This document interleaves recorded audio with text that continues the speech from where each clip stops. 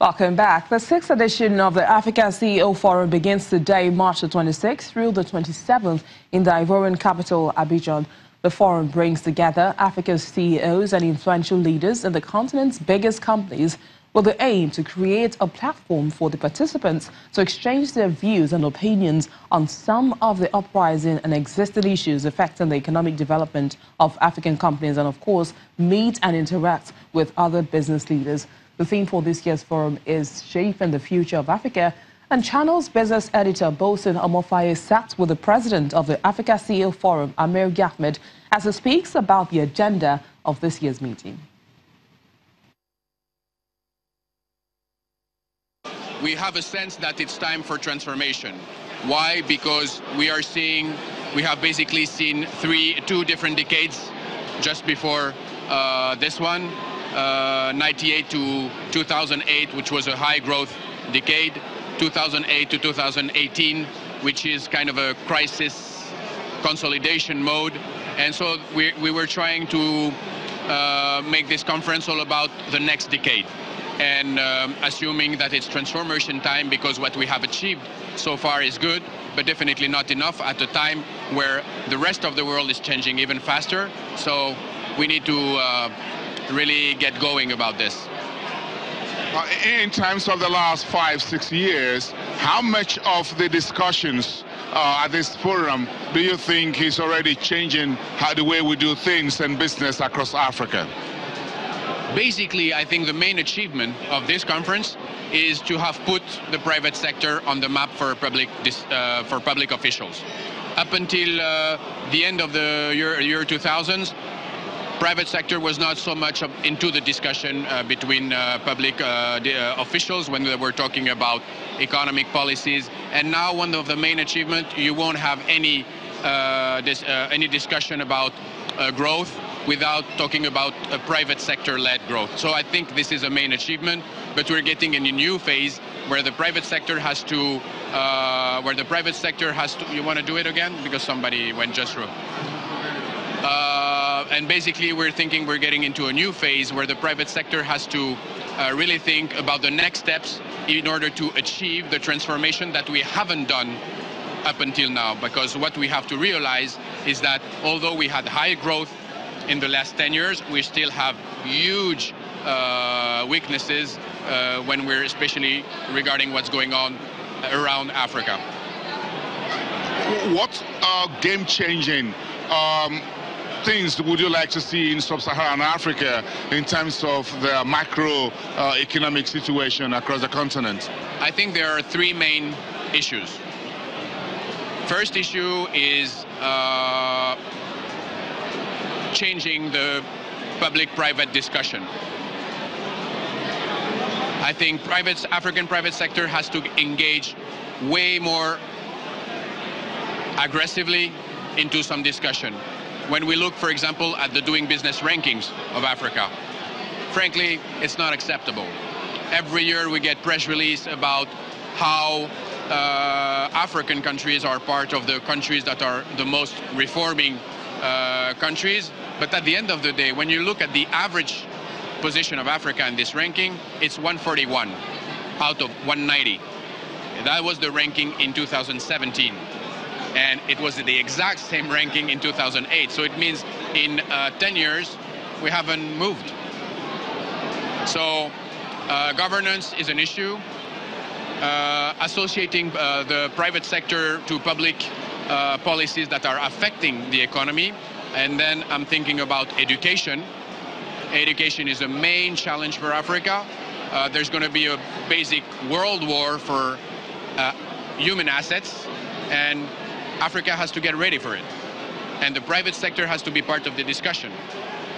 And the third issue is how the African companies also are getting into modernization mode, meaning they have better governance, better management. I'm thinking, for example, about women leadership and being more as a corporate citizen in Africa.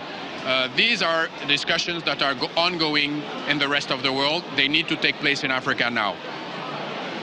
Do you think there are very big issues around the world, geopolitical issues, macroeconomic issues that Africa and African business leaders should take advantage of very quickly in the near term to the long term? This is a very complicated question. I was going to tell you that, like in soccer, the best you can do is play your own game and not worry too much about what the other does, but that's not exactly true, because Africa has been good in sensing the interest of foreign investors for Africa. So you have a lot of more interest now from South Korea, Turkey, Middle Eastern countries. So Africa has to play the battle for this investor. And in terms of seizing an opportunity, what I am more concerned as an African private company is the weakness we have in education. All the CEOs that you're seeing here, they're more or less 40, 50 years old. They're the result of a time where education was still a pillar in our African communities. In the last 10 to 20 years, education has been failing. We have put less money in education, less money in infrastructure. One of the problems, less money in the teachers. And so basically we're coming up with a new generation that is still maybe willing, but is lacking skills. And we're getting into a new war, as I told you. It's going to be the war for assets, especially in the digital world. We need developers, we need integrators, we need a lot of skills that everybody's fighting for in the rest of the world. And so what are we doing to address this situation? Some corporations, especially I have seen a few, one in Nigeria, are addressing it by contributing, creating private academies, but the challenge is huge. Africa should train about 1 million engineers a year. Currently, we're about 250,000. So we need to multiply by 4 the output. And these are discussions that we want to put at the center of the conference now. Up until now, we haven't talked so much about health, education, because we were focused on business, on getting this discussion about private-led sector growth. But now we need to scale up, and we need to address very vigorously these issues. President of the Africa CEO Forum, Amir Ahmed. And as we close the show, a looming trade dispute between the U.S. and China weighed on the commodities market today, with Brent crude reversing early gains but still hovering around $70 per barrel. Brent crude futures were at $70.24 per barrel, while U.S. crude traded at $65.51 a barrel. Crude was also squeezed by a rise in the number of U.S. rigs drilling for oil to a 3-year high of 804, implying further rises in production, which has already jumped by a quarter since mid-2016 to 10.4 million barrels per day.